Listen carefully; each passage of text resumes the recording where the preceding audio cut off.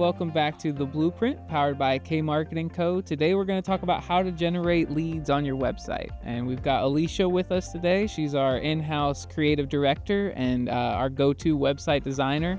And so she's going to share some expertise when it comes to not only website design, but how to do it intentionally so that you gather leads. And so we're just going to jump right into it with this first question here. What do we mean when we're talking about lead generation? Anytime you're talking about lead generation, you're trying to take a visitor and turn them into a potential customer. And you're getting them to take an action on the website, whether that be, scheduling a consultation call, whether that be filling out a booking form, taking some sort of action on the website is what we're talking about when we say lead conversion or lead generation. Okay, so not just the number of traffic that you have in the volume, but more about the qualified traffic and getting the people who convert into customers. Right. Yeah, you're trying to get those people to take an action to convert them into a customer. So as a designer, when you're thinking about a website, what's something that you can do that with lead generation in mind? One of the easiest things that you can add to your website right away is a pop-up that shows on any page that somebody lands on the website. Creating a pop-up for, sign-ups for an email subscription so you can send out a monthly newsletter, signing up for a consultation. Creating a pop-up is one of the easiest and most instant ways of getting a lead generation form on the website. Okay. And now some pop-ups, and that's when it comes to design, some of what you have to keep in mind is, like, I know that for me, there's a lot of times when I'm on a website and a pop-up comes up and it interrupts what I'm doing and I don't like, I just can't hit that X quick enough. Mm-hmm. And so that's definitely something that you want to keep in mind, right, as the designer, that you want it to be appealing and you want it to be easy for customers to understand what it is and appealing to actually follow that path. Yeah, you don't want a clunky user experience. And pop-ups like that or display banners on the side can make the design and the experience feel very clunky. But making sure, clear pathways, that X's are visible and big enough that you can easily click out of them, especially on mobile, helps the user feel like they're in more control of the experience that they're having. Yeah, and another way that you can do that with the pop-ups is setting the triggers to different things. And Mm-hmm. so, one thing I was thinking about when you were saying that is that if you set it to either delay or trigger at a certain point in the page, it helps the user get to know you a little bit more before they're faced with a pop-up Mm-hmm. that asks for their information. And so that's one of the ways a designer can help facilitate that experience, is triggering the pop-up somewhere further down the page or after a set delay or something like Mm-hmm. that. And so on the same page of facilitating a user experience as a designer, what do you keep in mind when it comes to just, you're looking at a website with a blank page and you want to make sure that this is a page that can generate leads? What are some of the things that you're keeping in mind there? I mean, I'm keeping in mind what the page is actually for. How important is that either call to action or that form? How important are those two elements to the page experience and to the service that the page is talking about? So I think it kind of depends on industry and content, but I'm assessing that. I'm also assessing visuals like color and typography and things like that, because you don't want colors that are difficult to read over top of one another. You don't want text that's too small. Things like that all factor into the user experience, which ultimately leads to the conversion. And so with that, you want to make sure that you're laying a very clear conversion funnel, a clear path forward for that user with clear calls to actions or CTAs. And for those who don't know, do you want to explain what a CTA is? Yeah, sure. A CTA or a call for action is a step that you want the user to take on your website. So it can be either a button or a form or something like that. So like if you would click a learn more button, you want the user to click the button to learn more about the topic. Mhm. So the call to action would be learn more. If it's a consultation call that you want someone to book, you want to make your button say, book a consultation call. That's what a Yeah. call to action is. That's really good examples, because I was just thinking like along the same example of learn more. A good time that you would want somebody to click learn more is if you have a page that's about, you offer 6 different services in your business, and each one on your services page, it has a little blurb there, but then there's a lot more that you want, that you can say to sell yourself on that, but you don't want to overwhelm the user on their initial, impression of that service. And so you a lot of times we keep things on separate pages, or we have them on different points on the page, so that it's a little easier, a little bit more digestible for the user to understand what they're reading. But then if they do find themselves wanting to learn more, they can just easily click learn more, and they know this will more than likely take me to a page that has more information about this topic. And so you as the designer get to kind of nudge people in the right direction with those. And that's cool. So when we're talking about generating leads and we're talking about these call to action, probably the first step of that is getting these users to your website. So I would go as far as to say the first step in any lead generation is getting that person's attention. And so that could look like many different things. That could be good SEO, where somebody is searching for your specific product or service and your website comes up, and so they end up on your website, and then you want to have your website created and designed in a way that nudges them down the right path that you want them to take, or that would be most beneficial for them. But then also ads are another way to do that, where you could pay to show either a graphic, like Facebook ads. You could have a video or a graphic that might really intrigue somebody and they want to learn more, and so they click that call to action, that learn more button, and they end up on your website. And once you get them on your website, what now? You want to make sure that once those users are on your website, you have built a clear structure and clear path that's easy for these people to navigate and appealing for them to navigate, so that they will take the actions that will generate leads or will convert them into a customer.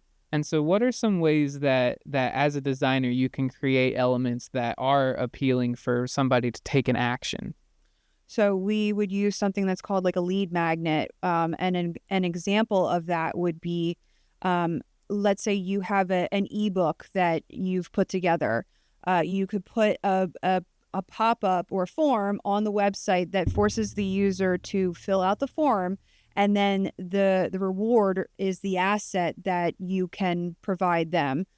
So you're gaining their information and converting them into a potential lead, or by providing an asset. Yeah, so they're getting value out of it as well. They're not just putting their information into your website for no reason. There's something they want, and they have to provide that in order to get it. Right. That's a good example. So lead generation from your website is all about providing value to users in exchange for usually their contact information. That's the best way to build leads. So then you could feed them into your CRM, or you could feed them into automated emails or any sort of drip campaign, so that those people who already have shown interest in the service or products that you provide, and you've already provided some value to them.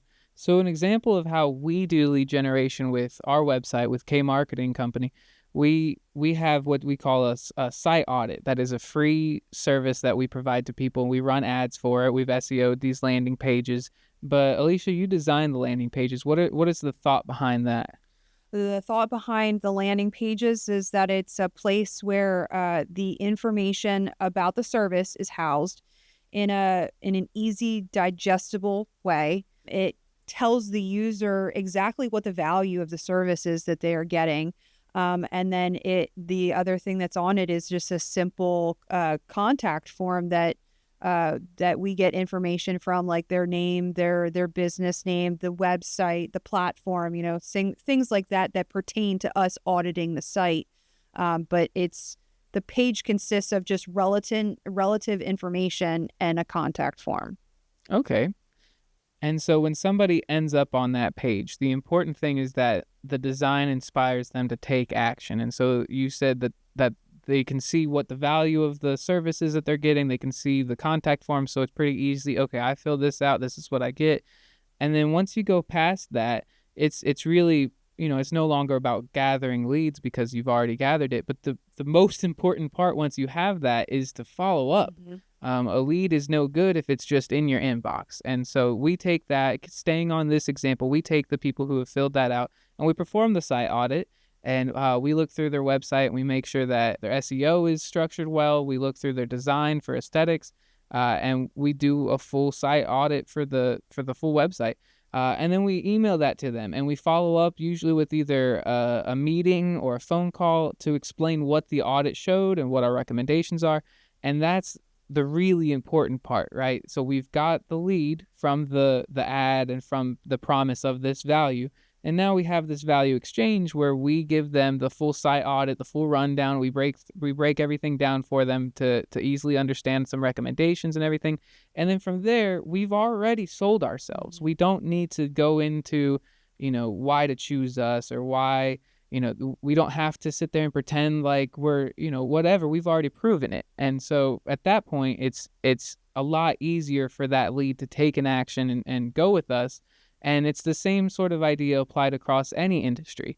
As long as you have a value that you can provide to somebody in that exchange, then it makes a really good lead magnet. And then the other important thing with those landing pages is that you can track the performance of those pages, and you can see, okay, if 80% of the people that click on the ad look at the page for 2 seconds and leave, then it's not a great lead magnet. That may be an issue with the design. It may be an issue with the ad itself getting, non-qualified leads, that, meaning people who are not necessarily the people who are going to convert into leads. And so you don't want your ads or your SEO or anything to target the wrong people, but that's definitely a factor. The other factors are, like I said, the design, and then also the amount of content on that page. A lot of what we talk about with landing pages are simplified, cleaned up pages that don't have all of the information about your business on it.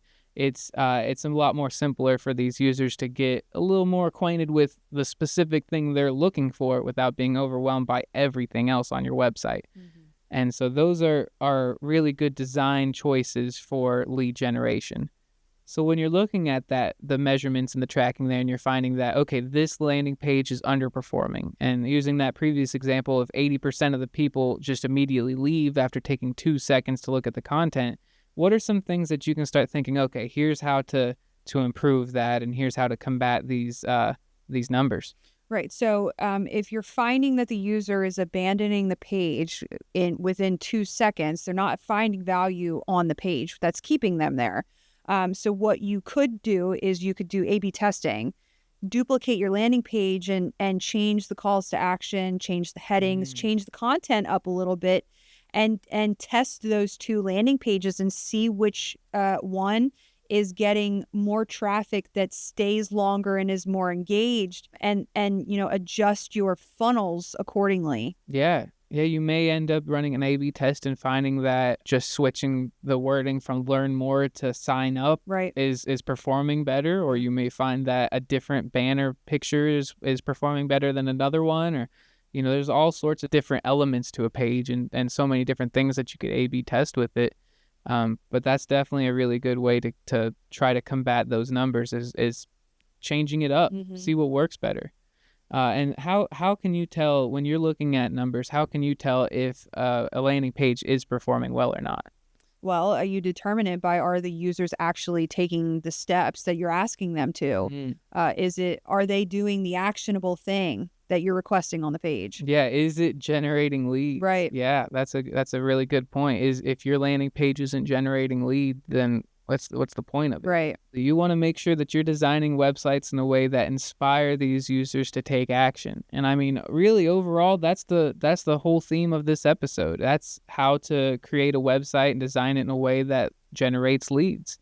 And so we definitely hope that you guys learned a little bit more about that topic and enjoyed this episode. And I want to thank Alicia for being here and Thank you for having me. So make sure that you like and subscribe, and we'll see you guys next week.